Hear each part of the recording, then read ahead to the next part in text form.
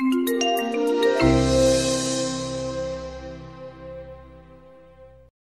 am super excited to have Clara Hemphill, founder of Inside Schools, here with us today. She's a font of knowledge, and it's exciting. So just a little bit about Clara, so you know who she is. She leads the Center of New York City Affairs policy work on economic segregation of the city schools, examining why there are schools with high concentrations of poverty, even in mixed-income neighborhoods. The New York Times called her 3 books designed to help parents choose good elementary, middle, and high schools for their children the most definitive guides to the city's schools. And New York Magazine called her one of the 200 most influential New Yorkers for her work in empowering parents. Previously, as a reporter and editorial writer for New York Newsday, she shared the Pulitzer Prize for local reporting. New York Magazine called her writing on the homeless worthy of Dickens. She was a foreign correspondent for the Associated Press and a producer for CBS News based in Rome. She has 2 children, both now grown. They both attended New York City public schools from kindergarten through high school. So please welcome me, please join me in welcoming Clara Hemphill to talk about the public schools and navigating the very segregated and ridiculously complex New York City school system. Thank you.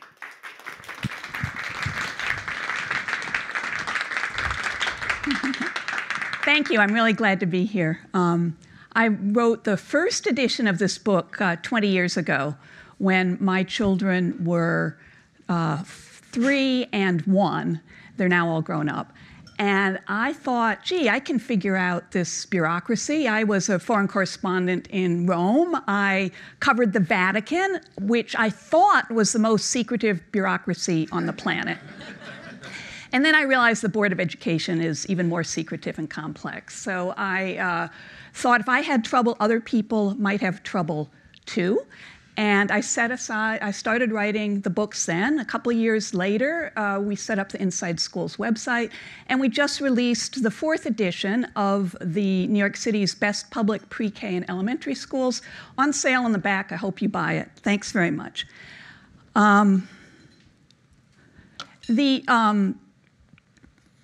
Why should you choose public school?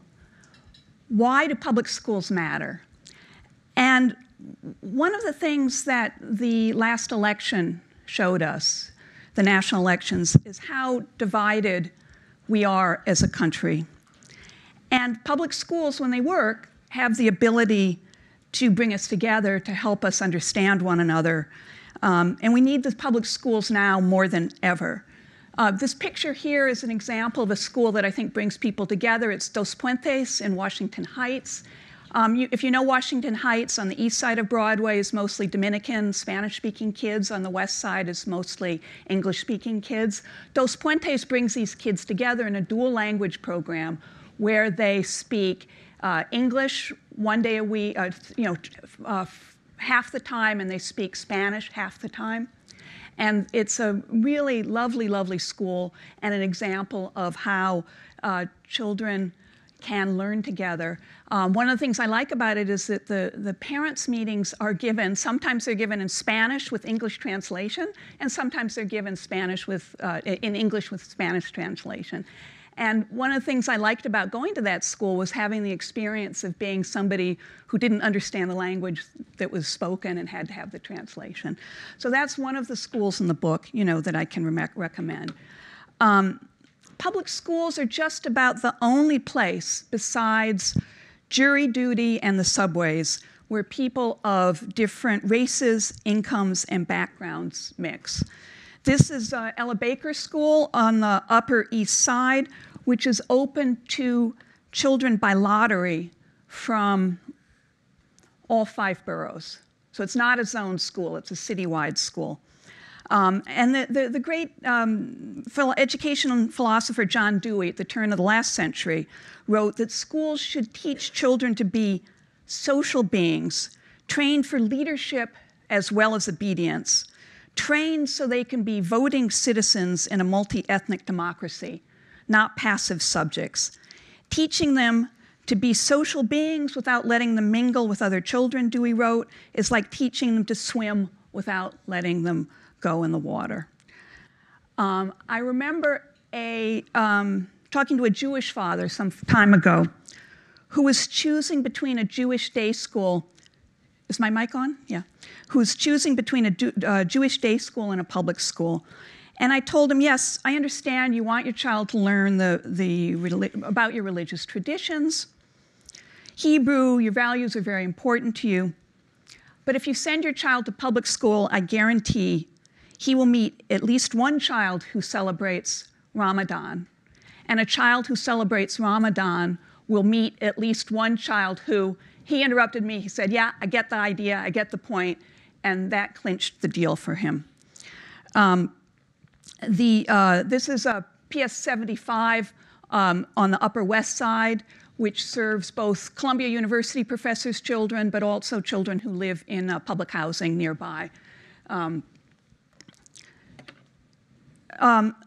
One of the great things, a lot of the schools in the book are ordinary zoned neighborhood schools, no special application, you just sign your child up. This is PS 180 in Harlem. In some ways, it's an ordinary school. Test scores are nothing special, it's just sort of an ordinary school. But a mother told me, I feel like I'm part of a community in a neighborhood in a way that I never expected.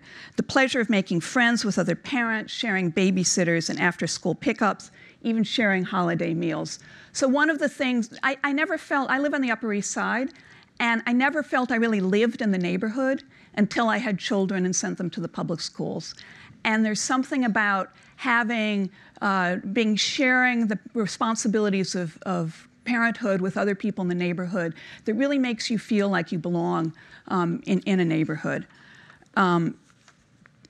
Now, I know some of you will say, oh, well, that's all very well and good for you. You live on the Upper East Side. But what if you live in the Bronx or in central Brooklyn? One of the questions I got ahead of time for this talk was, public school, this is a quote from one of you, public school is not a viable option for every New Yorker. This parent was zoned for 133 in District 5 in Harlem. I cannot in good conscience send my children to my zoned school.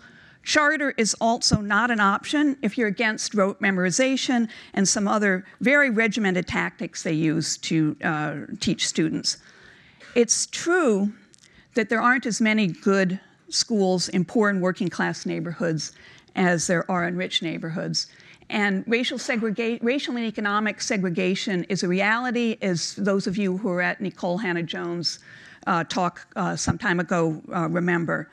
But in researching the book, we found good schools in every one of the city's 32 school districts. Not as many as we'd like, but at least a few. And we found some pleasant surprises. You don't have to live on Park Avenue to find a good school. I also want to say that not all the charter schools are rigid places where children are expected to act like robots. There are some progressive schools where children learn through exploration and play, and it's not all the charter schools are the same, just the way all the ordinary public schools are not the same. What about segregation? It's true, and it's really the shame of our city, but even predominantly white schools or predominantly Asian schools or predominantly Black and Latino schools still have lots of different religions, lots of different languages. I was at PS 189 in Crown Heights the other day in Brooklyn. It's 97% Black and Latino, but the children speak Spanish, English, Creole. There's even some Chinese kids there. There's a range of incomes. There's a pediatrician. There's a cab driver, a home health aide. It's a school that has served generations of parents in Crown Heights. And they have dual language programs where children can learn Spanish and Creole. They even learn Latin. So that's a school which, in some ways, is indeed highly segregated, and in other ways is diverse. I remember going to an all-Black school in Brooklyn and asking the kids what they liked about it, and they said, oh, I love the diversity. And I said, what do you mean? And they said, oh, we have kids from every single island in the Caribbean. Another reason to choose a public school is kids need parents who aren't stressed out. Commuting time really matters. If you're trying to decide between a great school 20 blocks away and a pretty good school across the street, I would choose the one across the street. Another question is if you're working 60 hours a week to pay private school tuition, maybe you're better off sending your child to public school. If working part-time means you can go on an occasional field trip, volunteer at the school, you may enjoy being with your child, and that time can be very important. I also want to point out that education is not just what you have from 9 a.m. to 3 p.m. 180 days a year. Just living in the city of New York gives you access to resources that people elsewhere don't have. The Natural History Museum, the Bronx Zoo. My children danced with the National Dance Institute. There are huge numbers of resources that you can take advantage of just by living in the school. Of course, the argument about the 60 hours a week may work the other way. If you're already working, I realize I'm talking to Googlers here, if you're already working 60 hours a week, you may want to choose private because you don't have to be on top of everything at school.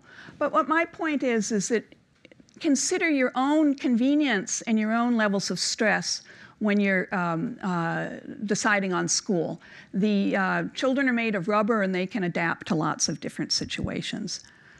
Another thing I want you to remember is that no school is perfect. As a parent, you have to decide what you can live with, what you can supplement at home. There's some things you can fix and there's some things that you can't. You certainly don't want to send your child to a school where there's lots of bullying, or where the adults yell at the children, or where teachers have low expectations and the children are overwhelmed by the problems of poverty. My children's school had physical education just 1 day a week. So what did we do? We supplemented with West Side Soccer League, which is a volunteer, moms and dads will coach kids on the weekend. They take up most of the park space in the city on the weekend. You've probably seen them. If there's not enough math drill, you can have flashcards at home. If there's not a foreign language, you can take the whole family to France for 3 months for the price of private school tuition. It also depends on your child. Some children are like, a nursery school teacher described this to me, some children are like dandelions. They're robust and they can flourish in lots of places. Others are more like orchids. They're delicate and they need just the right temperature. Some schools do a good job with children with special needs, others do not. So it depends a little bit on your own family situation and on what your child is like. The most important thing a friend once told me is to find a school that doesn't kill your child's natural curiosity. A lot of what children learn in the early years is not, particularly in kindergarten, it's not cognitive. It's social, learning how to sit in a circle, how to share, how to develop independence, things like how to tie your own shoes. The tone and climate of a school may be more important than the children's scores on standardized tests. Oh, and the scores, by the way, tell you where a school's been. It doesn't tell you necessarily where a school is going. A school that's promising and on its way up may provide a better experience for your child than a complacent, well-established school that's coasting on its reputation.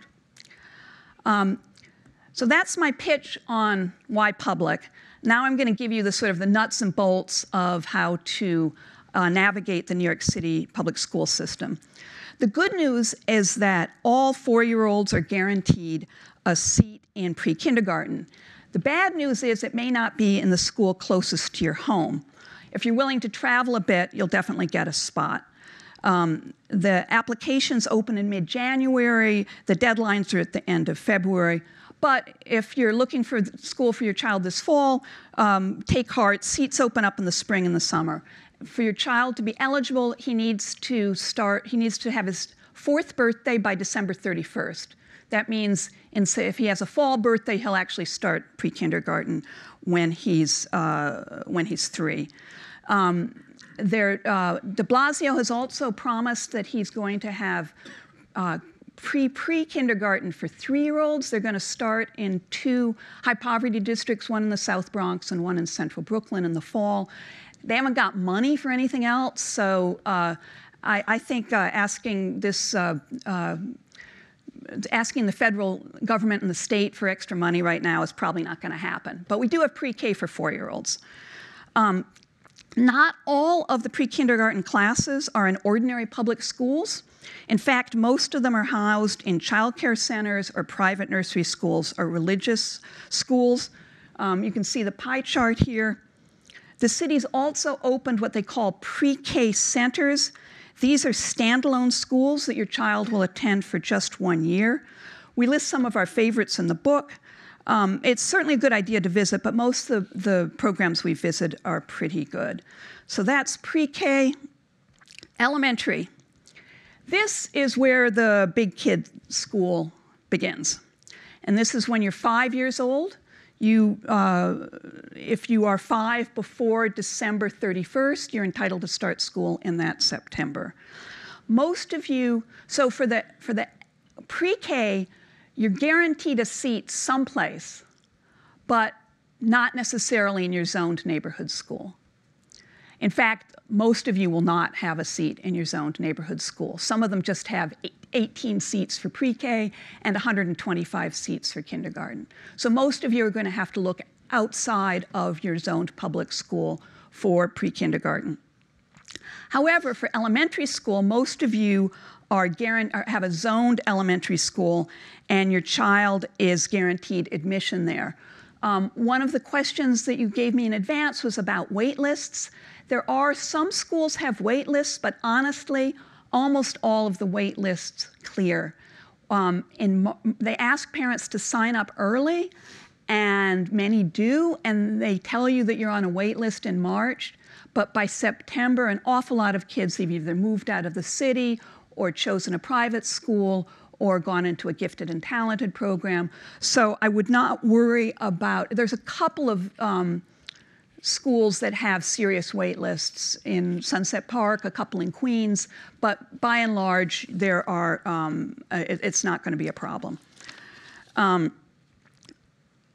timeline is in, do I have another slide for this? No, this is the districts. The city is divided, the timeline is you apply in November if you want your child to be considered for a gifted program. I'm not a big fan of gifted education, but if your zoned neighborhood school is inadequate, it's certainly an option that you should consider.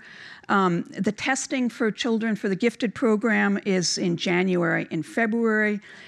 By January, then you submit applications for other schools. Honestly, the deadline is way too early. Most people in the city don't know in January what they're going to be doing in September, and they almost always extend it. By the end of March, you'll find out where your child's been assigned. If you're interested in charter schools, the deadline is April 1st. And then in April, you find out if your children, you know what, I'm making this too complicated. Read the book, ask questions afterwards. I can see that the eyes are getting a little bit panic-stricken here. Zone maps. Sorry. Okay, the city is divided into 32 districts. One of the questions was, why are the districts so weird? Why don't they just make them according to the voting districts?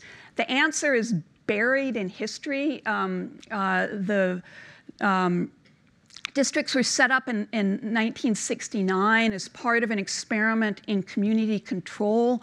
They were set up, some of them were set up they're all set up for political reasons. Some of them were designed to keep all the white people together. Some of them were designed for give Puerto Ricans power in East Harlem. Some of them were designed to dilute African American power. Some of them were designed to concentrate African American power. The reason you need to know about them today is that your child is guaranteed a seat in one of these, in the district in which you live. And some of the districts are really first rate, and some of them are not ready for prime time. One of you said that the, whoops, seem to have missed the Inside Schools. All right, well, we've missed, one of you said that the Department of Education website is very hard to use. We agree. We at Inside Schools have been working very hard to develop a new website. We have it in development now. We plan to launch it in the end of May. And I'm hoping to get some Google volunteers to help us with a guided search that will go through, help parents answer a certain number of questions. I don't know what happened to that slide.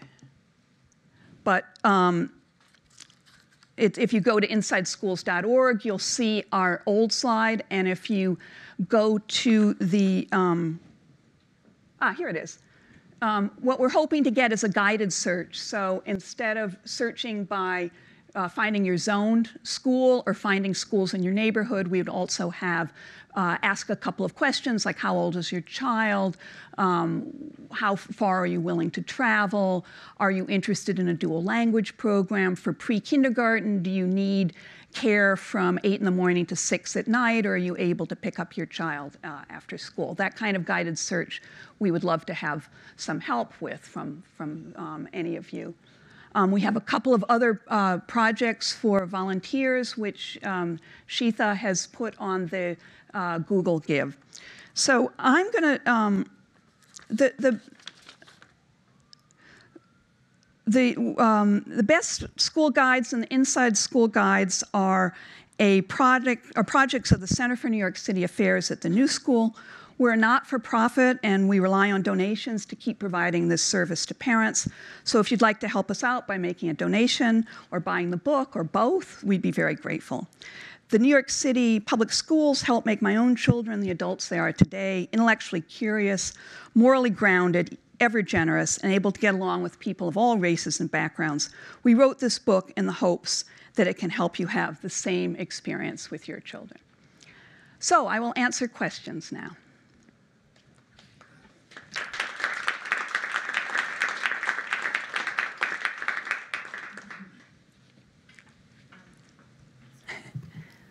Could you just go to the next slide?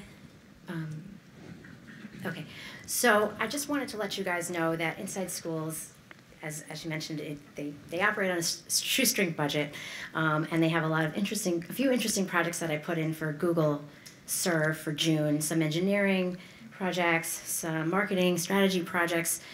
Really, if you want to get involved, I put a Go link, Inside Schools-volunteer, check them out.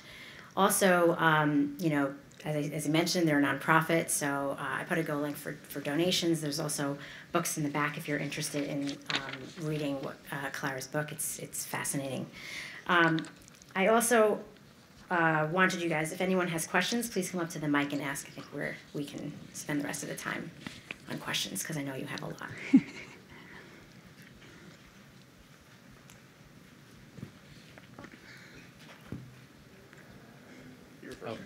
Hello. Oh, thank you, Clara, for coming here. I have a quick question about, I know like many parents, including my wife actually, and 6 years ago, I believe, told me that we should move to a place where the school is 9 and 10. I said, what is 9 and 10?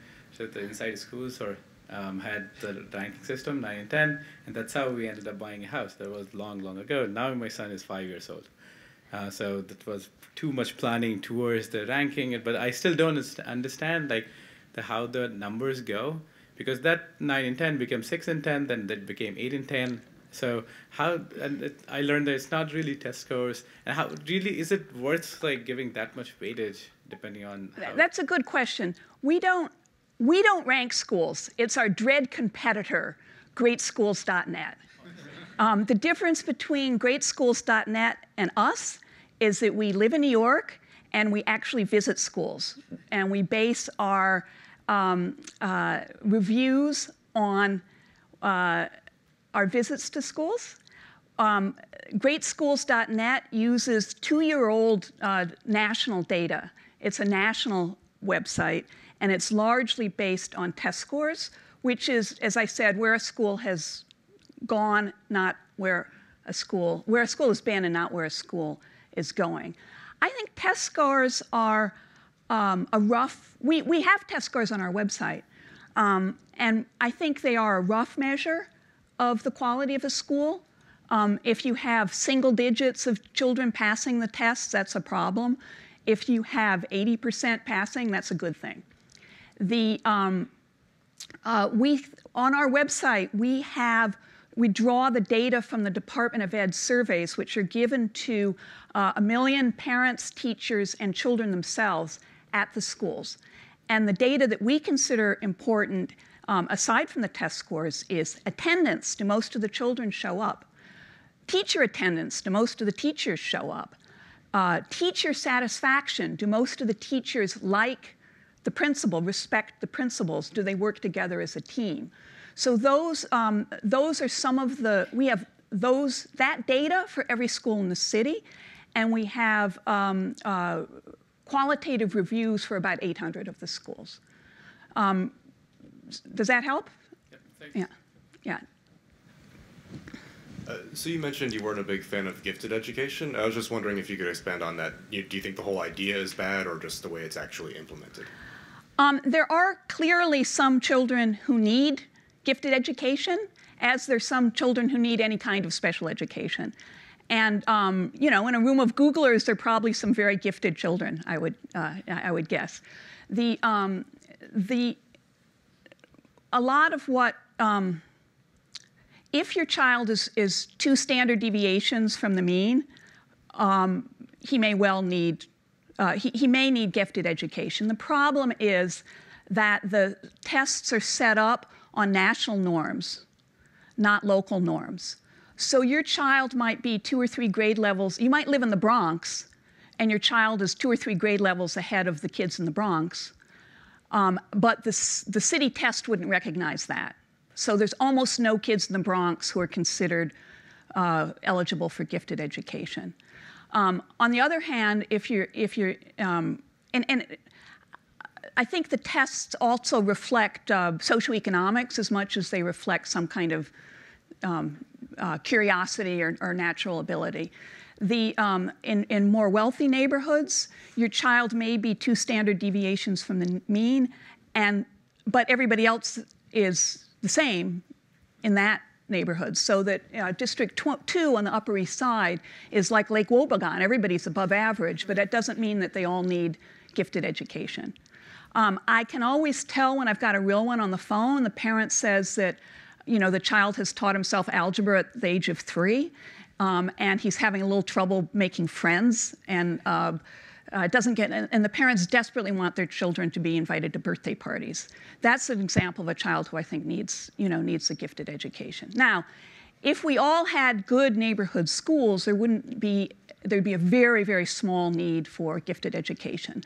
Unfortunately, the quality of schools is really uneven.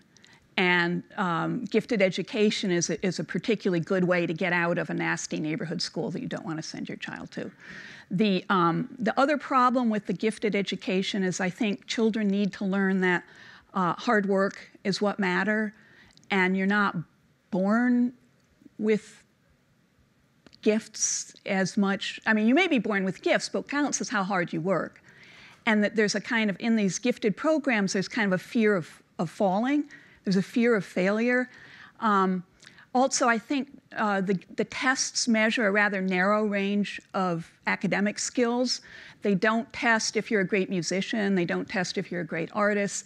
They don't test if you're athletic. They don't test if you're particularly good at making friends and ending playground squabbles. So I want my children to be exposed to all of those things and not just to kids who do well on a particular test. The other thing is I think giving the test to 4-year-olds is really too early. I just think that you can't, the predictive quality of these tests is not that, the tests are not that accurate. And the divide between the 99th percentile and the 98th percentile of kids at the age of 4 is kind of ludicrous. The other thing is a lot of what you're learning in elementary school is not cognitive. It's how to tie your shoes, how to sit in a circle, how to make friends, how to get along with the classroom routines. So this is what I think about early childhood education. I think by 3rd, 4th, 5th, 6th grade, a very good teacher can reach a range of children. But the wider that range is, the harder it is for a teacher to reach that. In my kindergarten, what you'd want to ask of the school is, how do you challenge children at the top, and how do you give help to kids who need it? And your child might need both, right? Your child might be a math whiz who has trouble making friends, or your child may read maybe reading Harry Potter in kindergarten but can't add, right? So your child can be simultaneously gifted and struggling at the same time. My son was very good at puzzles, and when in kindergarten he finished the 100-piece puzzle, the teacher would pull down the 500-piece puzzle for him. When you look in classrooms, you want to see a range of books. If everybody's reading the same book, that's probably not a good place. But if some kids are reading Frog and Toad and other kids are reading Charlotte's Web, that's a sign. If you look at the writing on the board and you see some kids are writing 5 pages and some kids are writing 3 paragraphs, that's a sign that the school is adapting to kids with different needs. So, of course, you want your child to be challenged if he's very bright, and you want him to get the help if he needs it. But that doesn't necessarily mean he needs to be segregated in a classroom with other kids who do well on this academic test. Thank you. Hi. So the school that we're zoned for is relatively new. It was just launched like 4 years ago, maybe. So I think there's not a lot of information on it yet. Which school? It's the School for Social Action. Yeah, I know. 527, yeah. I think it is. So we ideally want to send, our daughter's only 7 months old, but we want to send her there, but we're being told by a lot of people to keep our options open and make sure we're planning for the possibility of a gifted and talented program or a private school. So I guess my question is twofold. Like, what are your thoughts on that, and knowing that our daughter's so young? Like, what are the things that we should be thinking about right now to set her up for whatever options, but ideally wanting to send her to public school? Are there things that we should be thinking about doing now? If you can afford to stay in District 2, Yeah. I'd stay put. Yeah. District 2 not only has terrific elementary schools, it also has good middle schools and good high schools, which is not universally the case at all. I like 527 a lot. It's a shade more traditional than some of, well, I won't get into details about individual schools, but in your district, I like 527. It's in the book. You can read about it. There's also a gifted program a few blocks away. There's 2 gifted programs a few blocks away, both of which I like very well. So what are there things we should be thinking about doing, though, to like make sure that she's prepared for like the application process for gifted and talented, or for getting her ready for elementary school? Because I've just heard from people like in the building who are saying they send their kids to gifted and talented, and they're like, oh, there's all these things you have to do, these classes you have to take to make sure that they're, you know, on the resume for like a 2-year-old. I think it's kind of sick, you know. I want to like let children be children, right? And I will encourage you to resist that. Okay. My son, I thought he was gifted. You know, he was doing the big puzzles in kindergarten, you know. But he was, at the age of 4, he was still throwing blocks. Mm-hmm. And the thought of having him sit down with a stranger in a pencil and paper test just seemed insane, you know. So, yeah, sure, there are people who will charge you lots of money to prepare for this test, but I would strongly discourage it, particularly because you live in a neighborhood where the zone schools are fine. You know, in neighborhoods where the zone schools are not fine, I don't mean to trash gifted and talented across the board. You know, easy for me to say, my kids went to the local school and it was great. For a lot of people, the gifted schools are a good option. Okay. One last thing then. If the baby, you mentioned that the cutoff is December 31st. There's a lot of theories about keeping your child back or advancing them, but it sounds like my reading showed me that in public schools, you don't really have that choice. Is that true, or can you hold your child back? You cannot. Okay. You're stuck with the...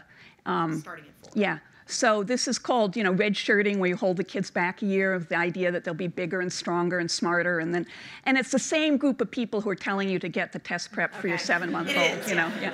You know, I have a November birthday. So my daughter was a November birthday, and she was pretty tiny for kindergarten, and she was pretty exhausted at the end of the day. So I understand the Theory.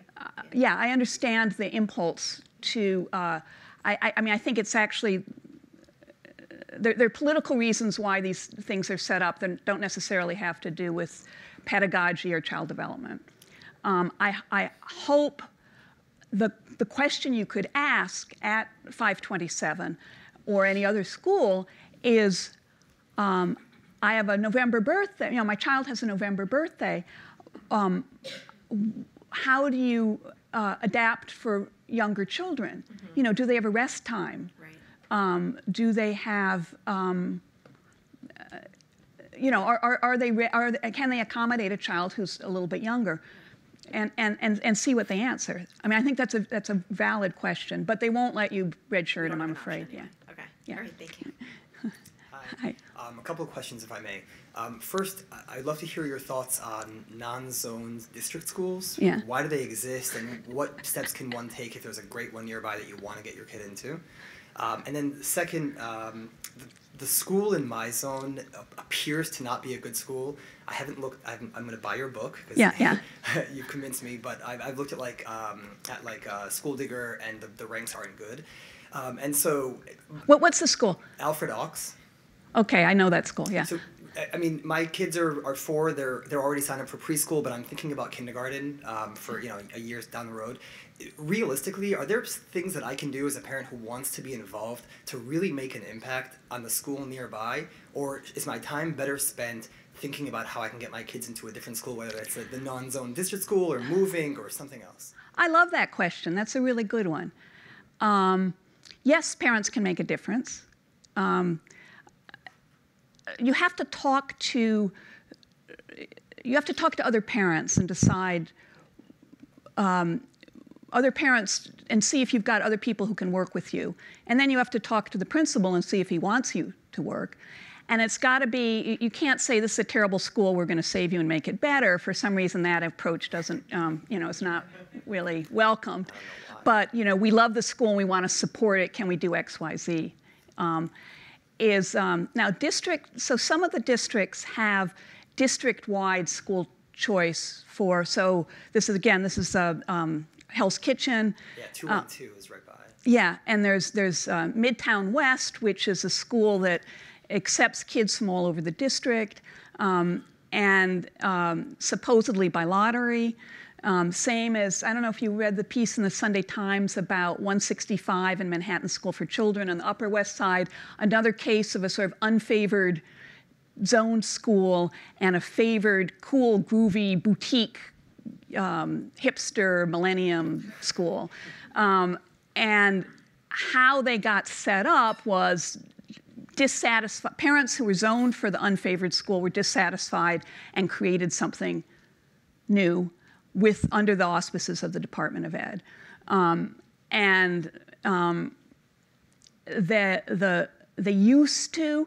These district schools used to have their thumb on the scales for parents who wanted to volunteer. The last administration, Bloomberg, thought that was not really fair. I think there was one, Joel Klein, the previous chancellor, may have read in my book where I said one family had 2 mothers and they promised 2 mothers in the PTA and that got them into the school. And he thought that the school's chancellor thought this kind of string pulling was really not very nice. So he made it, everything's done by lottery now. However, after the first round of admissions comes out, the admissions reverts to the local school, and at that point, pleasant persistence, can make a difference. 110, the 111-year school, I didn't put it in the book, but it's moving in the right direction. So I would give it another visit. And I also want to encourage you to go to insideschools.org and not School Digger and, Will do. Thank you. Hi, thanks for coming today. We're a big fan of your books and your site. Thank you. That's a general question. What's like a trend that you like in public schools, and what's a trend you're not so happy about? Oh, well, I think PreK is wonderful, right? I mean, I paid $12,000 for nursery school, when my kids were little. So I think that's a wonderful trend. I think the trend towards progressive education is a good one. I think children learn through doing, they learn through play, they learn by putting together blocks, they learn engineering and math skills with blocks and Lego. So I like classrooms that have a lot of blocks and Lego rather than classrooms for the little kids that have lots of pencil and paper exercises. I like schools where the children read what they call authentic literature, that is children's picture books and books that you might read for fun. I think that's, the extent to which that's increasing, I think is a very good idea. What I don't like is the obsession with standardized tests. Some schools have become just test prep hell, where the kids work for hours and hours and hours learning how to fill out bubble sheets. Right, thanks. Hi. I have maybe two questions, if there's time, about sort of reading between the lines on a school. One question is, how do you determine if a school is sort of improving? Because you mentioned how it's not about where the school has been. That's a really good question. In terms of data, I look to see if enrollment is increasing. That's usually a sign of parents voting with their feet. I look to see if attendance is improving. Before the test scores go up, you've got to get, some of the public schools have very, very high rates of absenteeism. And that's the sign that the kids are not happy to be there. And so when you see the attendance going up, the most important thing is an effective principal. Hands down, a good principal will attract good teachers and encourage them to work together as a team. A bad principal can dismantle a good school just as quickly. So leadership is all, and you can usually feel the difference within about a couple of weeks of the new principal coming to town. So in terms of the data, we do look at teacher satisfaction with the principal is one thing to look at, which we have on our website,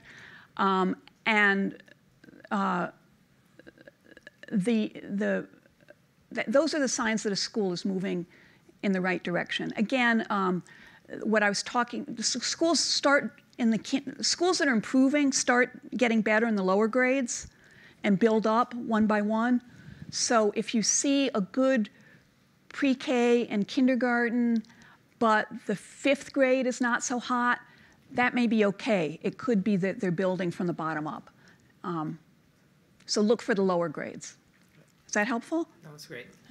My other quick question then is, or not quick, but so speaking as someone who would be parents of mixed-race children, I'm thinking of, how could you determine if there's the educational quality available for all children? Because sometimes some schools we looked at, I think some anxiety of like, oh, their rating on like School Crusher or whatever, their rating on some other website is high, but then I see like really significant segregation at the gas levels of other things. So I worry about getting. So how could you read into whether it's a good education for all of the students there?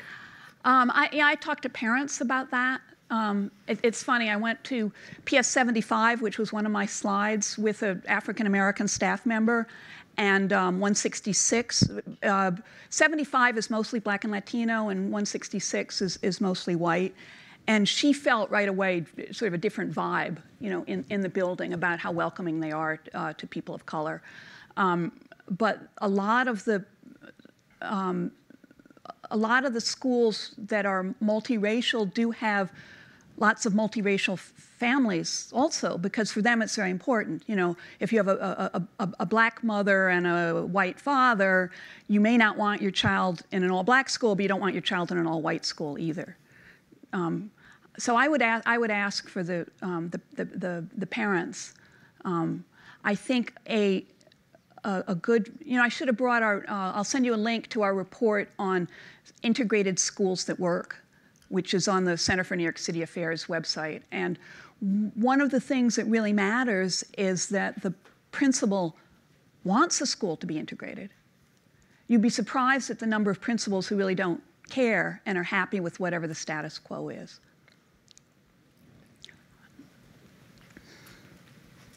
Hi. I'm in the middle of going through the process with my 4-year-old. So I was just wondering if you had any more insight or could explain more about the waitlist situation and how that movement works. Because being in May now, and we're on the wait list at 5 different programs. And Wait list at 5 different programs for pre-K or for? For pre-K. Yeah. And our wait list, not like when I called the schools, we're like 114 on the list and number 42 on the list and some for pre-K you're talking about. For pre-K. Yeah. When I was being blasé about the wait list, I was talking about kindergarten. Okay. Pre-K, it's a whole different kettle of fish. You might have, 18 seats and 500 kids, so applying. So those lists don't move then, or they don't. Let's talk afterwards a little bit about your particular situation. And then how do you manage between, so because pre-K is so different than kindergarten, like my understanding from everyone I hear is that you have to go through this all over again for kindergarten. Isn't it awful? Do you believe it? It's just, yeah. So, and then middle school and high school too. So how do you even plan like what pre-K you would want to go to, if like for consistency's sake for your kid? I mean, consistency is nice. It'd be great. So you just, it's not realistic. Yeah. I mean, I talk to parents who have, private nursery school for the 3-year-old, and then public pre-K for the 4-year-old, and then a public school for the, when he's 5. And moving 3 times in 3 years would drive me nuts. So, I can understand. I think continuity is probably worth spending a little money for if you have to. But more for you than for your child. I mean, I think your child will probably adjust with, The pre-K situation, it's only been around for 2 years. They created 70,000 seats practically overnight. That it's functioning is a miracle. And that there are, certain neighborhoods of the city, there are just long wait lists, and they haven't figured it out yet. It's shocking. Well, thank you. Yeah, sorry. Yeah. So you said several times, principal's the most important thing, and you said, the principal can make it happen. This school across the street from us, it's SPS 38, the Pacific in Brooklyn. All the comments talk about trouble with the administration and the principal not being good. And is there something that you can do about that, or is it just you avoid the school, or I don't know what? Parents can lobby to get rid of a principal. They succeeded at 282, which is in Park Slope, not too far from you. Some at 38, they're trying to work around the principal. There are a couple of schools that manage to build a cohesive staff despite an inadequate principal. But then you have to figure out why some parents have also gotten rid of terrible district superintendents. In Washington Heights, parents united to get rid of. So get rid of or work around are the two answers. Does working around work? Would you think that school can be functional, or is it really it's kind of in trouble with a principal like that? Or? I think you should talk to the parents who are there every day. I agree with your assessment. That said, there's some parents who are very happy with the situation.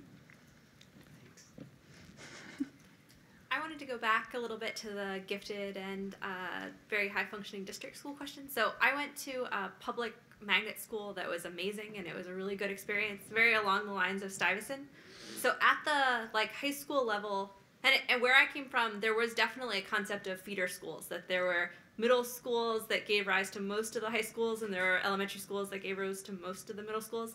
Is there a feeder school style set up here for the high schools? Alas, yes. Okay. There are, another one of our reports on the Center for New York City Affairs website shows you what middle school feeders there are to Stuyvesant and Brooklyn Tech and the specialized high schools. So yes, but you don't have to worry in kindergarten.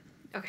I think, But I guess, do they tend to be the sort of really good neighborhood schools, or do they tend to be gifted schools, or is it a mix? Don't worry about it in elementary. Okay. Call me in 5 years and we'll work it out. But it's, I'm not pretending the system is equitable and works well for everybody. We have 3 more minutes, I guess. Yes. Okay, so I grew up in Europe, and I'm a lot more familiar with the school systems there. A lot of things are different here. 2 things that we haven't really touched on. One of them was that we learned that classes get new teachers every year instead of one teacher taking them throughout, the first 5 years of school. Is that true across the board in most public schools, or are there differences, or what's your opinion? it's not true. Some schools have what they call looping, which is I teach kindergarten this year and first grade next year, and then I go back to kindergarten and then first grade. So you have the same teacher for 2 years.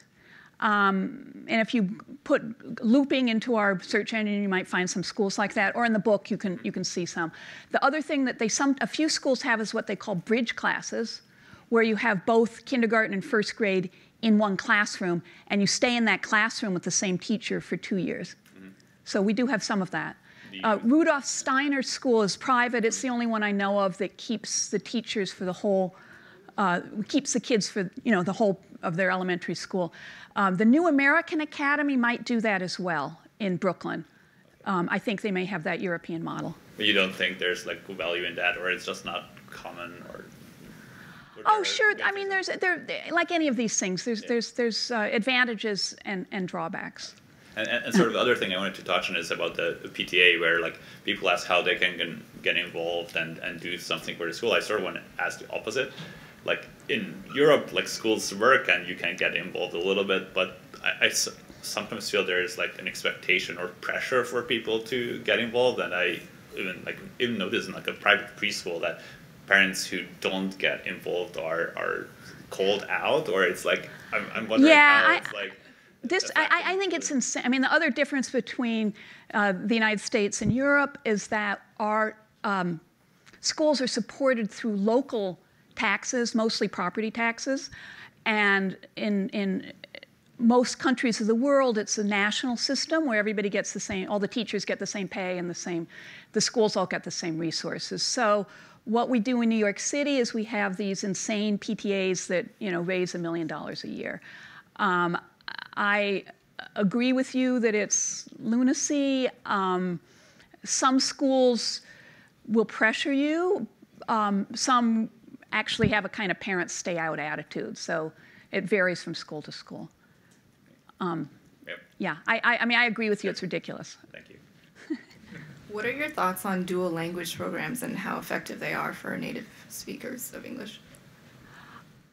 Very good question. So we have, in the index of the book, you'll find dual language programs. There's Chinese, Spanish, Polish, Italian, Haitian Creole, French, Mandarin. There's one in Korean as well. And some of the children, the way they're supposed to be designed is half the children speak English at home, half of them speak the other language, and they alternate the language of instruction from day to day, and the kids are supposed to be fluent in both languages by the time they're in 5th grade. Some of them work very well indeed. It also depends on the language. I think Chinese and Korean are very hard for non-native speakers to learn just in that 6 hours a day. Some of the successful Chinese dual language programs continue until 5 o'clock in the afternoon, particularly for writing. That's difficult. For Spanish, I think non-native speakers come out doing pretty well. And there's also, like everything else, there's a range of quality. Some of them, it's just sort of a little smattering of the language. You'll learn to sing some songs. Others are you really learn to write and spell and speak about science in the second language. So there's a range there. So it's 1 o'clock. I think we have to wrap up. So thank you so much for coming.